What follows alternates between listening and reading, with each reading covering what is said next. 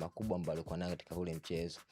Unajua ule ulikuwa ni mchezo wa finali ambayo kimsingi kila mmoja alikuwa na hali na morali ya kuhakikisha anaweza akashinda mchezo, na tulizungumza hapa kabla ya finali yenyewe tulishuhudia Azam walijaribu kuinvest the way wanahisi kwamba inaweza kawa ni sahihi. Tukashuhudia pia kuna namna ambavyo waliwapumzisha wachezaji wao wale muhimu kuelekea finali. So baada ya finali kupoteza, wao kwa mtazamo wao kama viongozi wakahisi kwamba kuna kitu hakiko fair. Kwangu mimi nadhani sio kama finali ilikuwa na madudu sana ya kiuamuzi. Lakini kitu pekee ambacho nilikiona kwa viongozi wa Azam, walijaribu kukusanya makosa mengi ambayo yalishawahi kuwakuta baina ya wao na waamuzi. Nadhani baada ya kurejea, juzi ilikuwa hivi, majuzi ilikuwa vile, ilikuwa vile.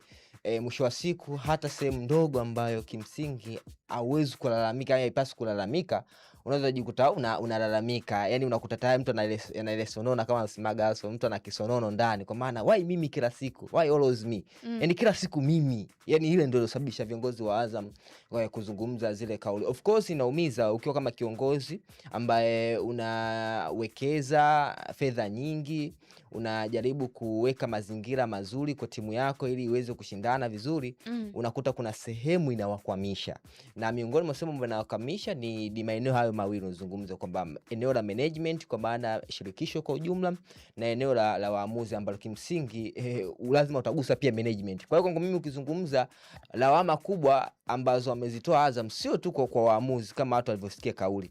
Kwa mimi hivyo tafsiri ile kauli, nimeona kwamba Azam lawama yao ipo kwa management, kwa maana shirikisho la mpira kabisa TFF, ambao wao ndio wana mamlaka ya hizo nyanja zote, kwa maana bodi ya ligi, waamuzi wote wapo ndani ya nani? Ya TFF. Kwa TFF ndio baba mkuu wa haya maeneo yote. Kwa maana wao lawama zao zote zipo kunako shirikisho la mpira. Na mimi nadhani nitarudia tena kuzungumza. Simba na Yanga wanashinda ubingwa sio tu kwa sababu wana vikosi bora ama vikosi vizuri kuzidi timu nyingine yoyote. Sometimes wanashinda ubingwa kwa sababu wao ni Simba, kwa sababu wao ni Yanga. Tumeona kuna nyakati tukiwa wa kweli, hizi Simba na Yanga kuna sehemu huwa zinapata hiyo favor. Na favor hiyo inapatikana kwa sababu ya ukubwa ambao tayari Simba na Yanga wako nao kunako shirikisho na bodi ya ligi. Leo hii kwenye cabinet ya shirikisho la mpira wa miguu la Tanzania, ukizungumza kwenye uhalisia, lazima utakutana na mashabiki wa Simba, utakutana na mashabiki wa Yanga. Azam sidhani. Ukienda pia kwenye bodi ya ligi, Simba, Yanga, Azam sidhani kwa numbers kubwa. Tumeona kwa maneno kuna nyakati hao watu ambao wako kunako mamlaka wanatumia pia emotion kwenye kuamua maamuzi ya hivi vilabu. Changamoto kubwa sisi hapa Tanzania, nizungumzie kwa nazungumza kuhusu soka la Tanzania, professionalism level yetu ipo chini sana. Tumeona waamuzi sometimes wanaamua kwa upendeleo, viongozi wanaamua kwa upendeleo kuna nyakati. Ndio maana tulishashuhudia visa mbalimbali na watu wakizungumza kuhusu ratiba, namna ambavyo zinapangwa kati ya Simba na Yanga na ratiba ya timu nyingine. Usione mwaka huu ndio tumeushuhudia Simba amecheza mchezo huu mmoja saa 8 mchana zidi ya Mbeya City. Lakini ukirudisha nyuma ukumbuki mara ya mwisho Simba kumwona akicheza saa 8 mchana ama Yanga akicheza saa 8 mchana. Miongoni mwa sababu ambazo Azam washalalamika sana, kwa nini sisi tunacheza saa 8 wenzetu wanacheza saa 10? Walijibiwa lakini. Sisi tumeelewa na? Yes, umemjibu, lakini binafsi hajalizika na majibu, kwa sababu tunazungumza haki ni nini? Ni sawa. Ilibidi wafanyaje? Sisi tumeelewa na? Ndio tunazungumza, ndio maana wanalia na mamlaka. Kwa mamlaka wao ndio wanaharibu, kwa sababu wao kuna sehemu wanawapa watu fulani favor. Ndio maana wamelia na nani? Kwa sababu wameona kwamba sisi hatuna cha kufanya. Mwisho wa siku ndio msikia kiongozi anazungumza kwamba kama mambo yanaendelea hivi, sisi tuamua tujiondoe kama tutakiwi tu. Kwa sababu gani? Kwa sababu wamezungumza kwamba wamezungumza sana. Hawaoni mabadiliko, changes. Simba amecheza saa 8, sio kwa sababu shirikisho limshirikiza yeye acheze saa ngapi? Sana Simba wenyewe waliandika bado tunaomba mechi yetu ichezwe. Asa kuna shida?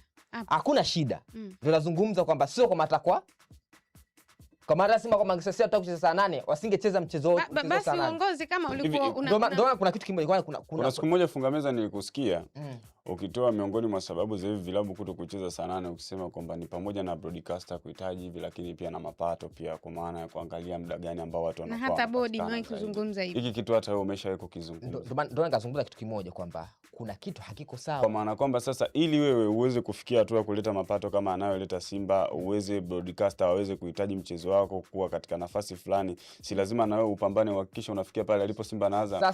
Sasa ndio kitu kimoja ndio tunazungumza kwamba hapo sasa hakutakuwa na usawa kwenye ligi. Tumeshuhudia EPL.